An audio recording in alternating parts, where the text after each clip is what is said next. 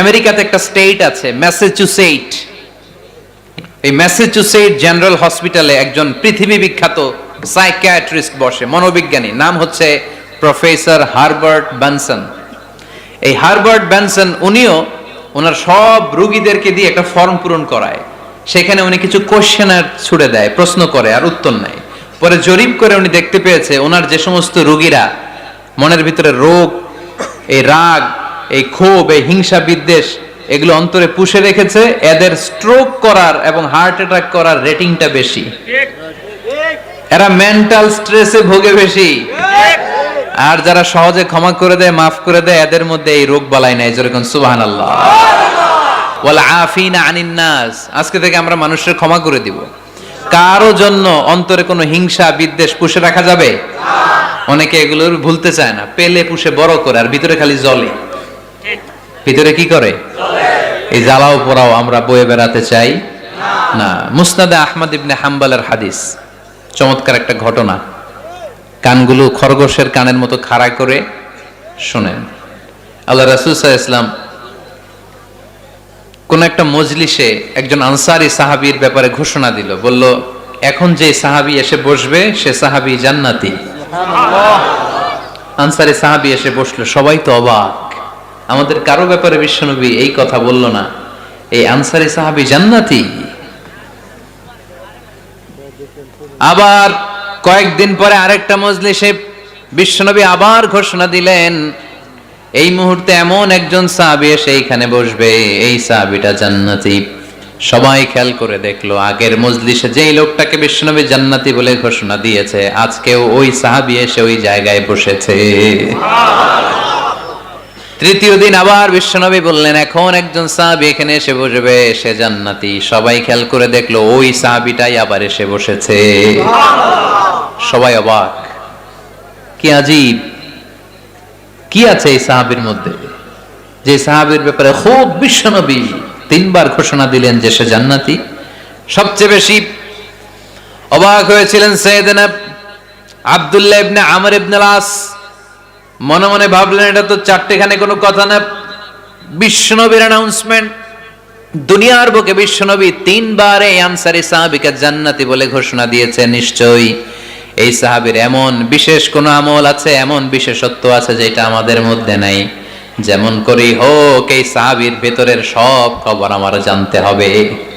সাইয়েদনা আব্দুল্লাহ ইবনে আমর ইবনে আস একবার পরিকল্পনা করে ওই সাহাবীর বাড়িতে চলে গেলেন, যে বললেন, ভাই আমার আব্বার সাথে কয়েকদিন ধরে ঝগড়া, আমার ঘরে থাকতে মন চাচ্ছে না, তোমার বাসায় মেহমান হয়ে এসেছি, যদি তুমি অনুমতি দাও তোমার বাড়িতে 3 দিন মেহমান হয়ে আমি থাকতে চাই।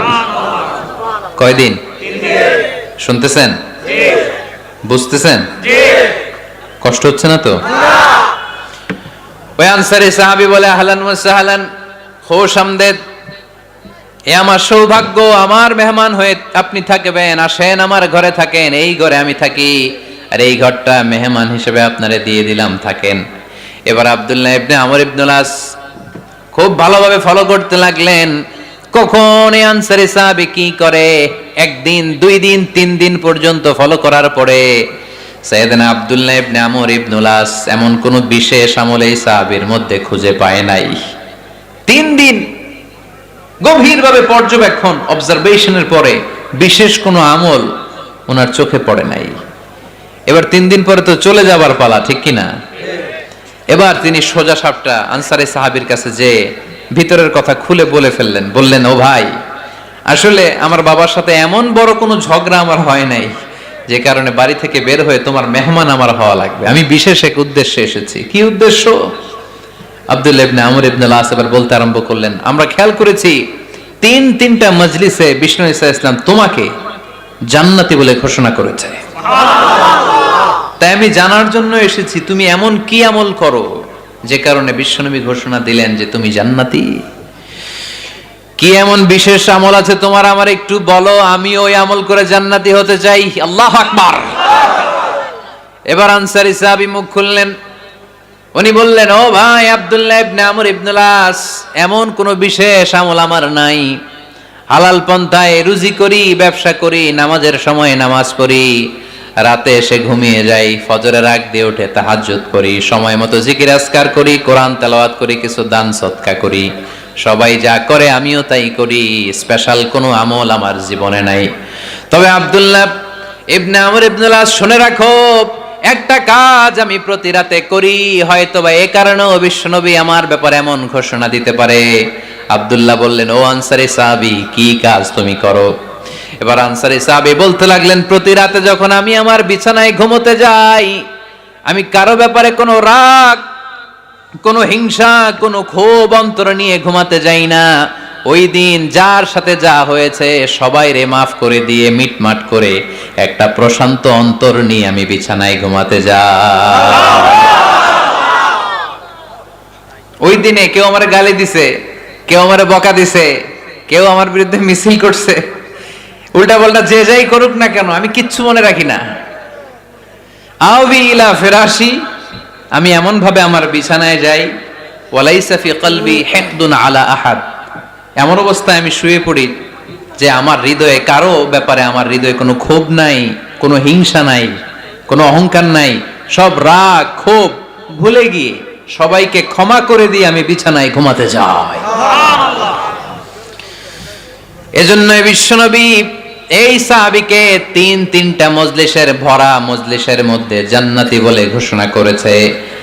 এই হাদিস থেকে শিক্ষা হলো, আমরাও যদি প্রতি রাতে বিছানায় ঘুমোতে যাওয়ার আগে সবাই রে মাফ করে দিয়ে মনের যত ক্ষোভ জ্বালা যন্ত্রণা আছে সব ভুলে যে বিছানায় ঘুমাতে পারি, এই সাহাবীর মতো আমাদেরকেও জান্নাতি হিসেবে কবুল করবে কে?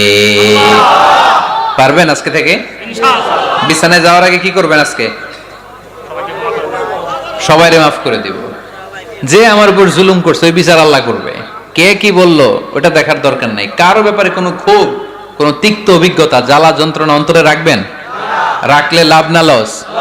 এটা আরো জ্বালা দিবে আমারে, এটা আরো ভেতর থেকে কষ্ট দিবে। It will burn me inside, ভিতরে জ্বালিয়ে পুড়িয়ে শেষ করে দিবে। এগুলো বয়ে বেড়াতে চাই না আমি, আমি সব মাফ করে দিতে চাই। চিল্লায় বলো ঠিক কিনা?